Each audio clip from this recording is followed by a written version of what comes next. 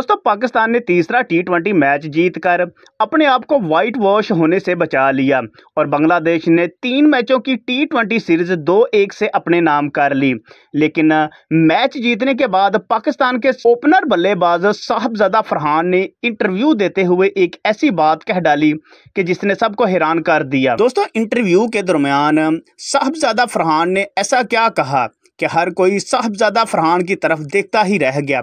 इसके बारे में हम आपको इस वीडियो में तफसील से बताएंगे, लेकिन वीडियो में आगे जाने से पहले आपसे गुजारिश है कि वीडियो को एक दिल से लाइक और हो सके तो चैनल को सब्सक्राइब करके ऑल नोटिफिकेशन पर क्लिक कर दें ताकि हमारी हर आने वाली वीडियो आप तक बआसानी पहुंच जाए। तीसरे टी20 मैच में साहबजादा फरहान ने 41 बॉलों पर 63 रन की शानदार इनिंग खेली, जिसकी बदौलत पाकिस्तान ने बांग्लादेश को एक बड़ा टारगेट दिया।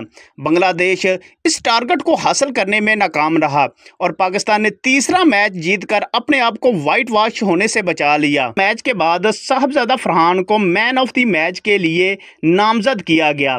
जब Sahibzada Farhan man of the match का अवार्ड लेने स्टेज पर गए, साहबजादा फरहान ने इंटरव्यू में कहा कि मुझे ऐसा लगता है कि कुछ लोग मेरे क्रिकेट कैरियर को तबाह करना चाहते हैं, क्योंकि अच्छी कारकर्दगी के बावजूद मुझे कभी तो मौका नहीं दिया जाता और कभी टीम से ही ड्रॉप कर दिया जाता है। लेकिन मेरी कोशिश है कि जब मुझे मौका मिले तो मैं अच्छी कारकर्दगी दिखाऊं ताकि टीम में मेरी मुस्तकिल जगह बन जाए।